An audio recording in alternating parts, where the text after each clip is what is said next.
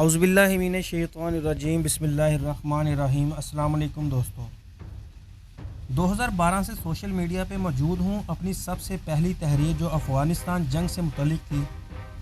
اس میں یہ بات واضح کر کے لکھی تھی کہ 2020 ایک انتہائی اہم ترین سال ہوگا۔ 2012 سے اسی سال کے انتظار میں تھا۔ یہ کہوں کہ 2012 میں 2020 کی وجہ سے ہی آیا تھا تو یہ غلط نہ ہوگا۔ وقتاً فوقتاً بھی لکھتا رہا کہ اگر اسرائیل کامیاب ہوا تو 2020 نیو ورلڈ آرڈر کا سال ہوگا۔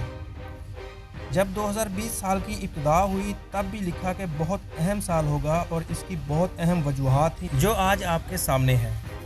پہلی تحریر میں لکھا تھا کہ 2020 تک اسرائیل کو ہر صورت میں نیو ورلڈ آرڈر کا قیام ممکن بنانا ہے،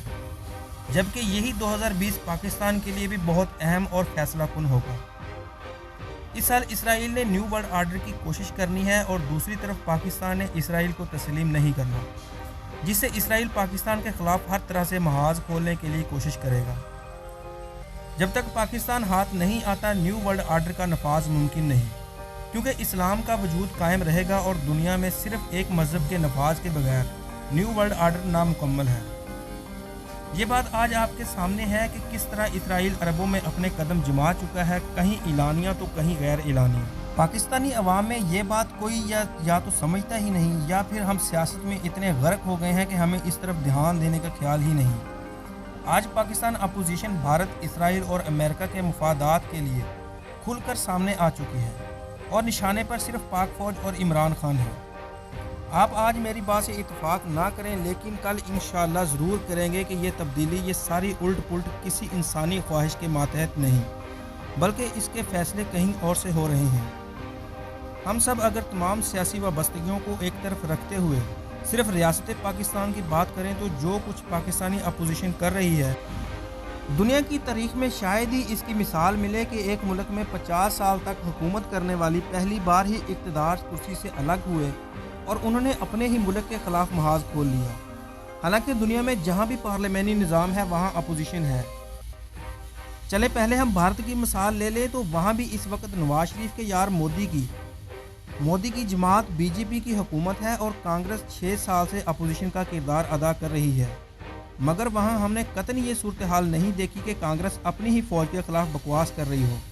اپنے ہی ملک کو تقسیم کرنے کی باتیں کر رہی ہو، اپنی قومی زبان ہندی کے خلاف بول رہی ہو، صوبائیت یا ریاستی تقسیم کے مرتکب ہو رہی ہو، چین، پاکستان یا دیگر بھارت دشمنوں سے اپنے ملک کے خلاف گٹھ جوڑ کر رہی ہو۔ حالانکہ کانگریس بلکہ ساری دنیا جانتی ہے کہ بھارتی میڈیا سے لے کر فوج تک سب کچھ بی جے پی کے ہاتھوں میں کھیل رہے ہیں، بلکہ بھارتی فوج بی جے پی کا حصہ بن چکی ہے، لیکن کانگریس کو اپنی ملکی سلامتی اور فوج عزیز ہے۔ کانگریس اپوزیشن کے ہی انداز میں چل رہی ہے، جن پہ کرپشن کے کیسز ہیں وہ بھی چل رہے ہیں،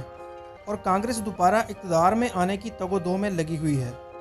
جبکہ پاکستانی اپوزیشن اس کے برعکس ہے۔ چند ماہ اقتدار سے دور ہوئے اور پاکستان توڑنے اور فوج سے لڑنے کے شوشے،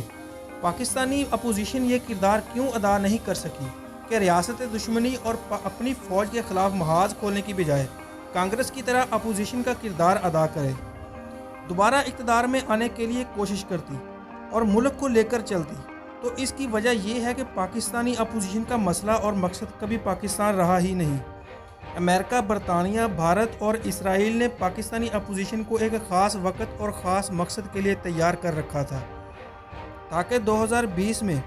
جب عرب دنیا اسرائیل کے سامنے سرنڈر کرے تو پاکستان میں بھی ان کی من چاہی حکومت ہو اور اسرائیل کا کام آسان ہو۔ اسی مقصد کے لیے ہمارے ملک کے کرپٹ اور غداروں کو نوازا گیا، بیرونی ملک پیسے اور جائیدادوں کے انبار لگا دیے گئے، کوشش کی جاتی رہی کہ کبھی پاک فوج اور حکومت ایک پیج پہ نہ آ سکیں، تاکہ ملک ہمیشہ عدم و استحکام اور مسائل کا شکار رہے، فوج سیاست اور ملکی انتشار میں الجھی رہے۔ پھر ہوا یوں کہ افغانستان میں جیسے ہی صلیبی نظام کا خاتمہ ہوا اور امریکہ و اتحادیوں کو شکست فاس ہوئی، اسرائیل نے بھی سر اٹھانا شروع کر دیا، اور کئی مسلم ریاستوں نے اسرائیل کے سامنے سرنڈر کر دیا۔ اسی دوران ہی پاکستان دشمنوں کے چہیتے اقتدار سے محروم ہو گئے، اور پہلی بار فوج اور سویلین حکومت ایک پیج پہ آ گئے، اور پاکستانی غداروں پہ کی گئی ساری سرمایہ کاری ڈوبتی نظر آنے لگی۔ جن مسلم ممالک نے اسرائیل کو تسلیم کیا وہاں اسرائیل نے خاموشی سے ان کی بربادی کا کام شروع کر دیا۔ جنہوں نے اسرائیل کو تسلیم نہیں کیا وہاں غداروں کی مدد سے حالات کو عدم و استحکام اور خانہ جنگی کی جانب دھکیلنے کی کوشش کی جا رہی ہے۔ پی ڈی ایم پہ اس وقت براہ راست امریکہ، سعودیہ، اسرائیل، بھارت کا شدید دباؤ ہے۔ بالفرض پی ڈی ایم والوں کو این آر او مل بھی جاتا تب بھی یہ لوگ جب تک اقتدار نہیں پا لیتے ان کی بے چینی ختم نہیں ہوگی، کیونکہ ان پہ دباؤ اوپر سے جو پاکستان میں اپنے من پسند لوگوں کی حکومت اور نیو ورلڈ آرڈر کے نفاذ سے پہلے ختم نہیں ہوگا۔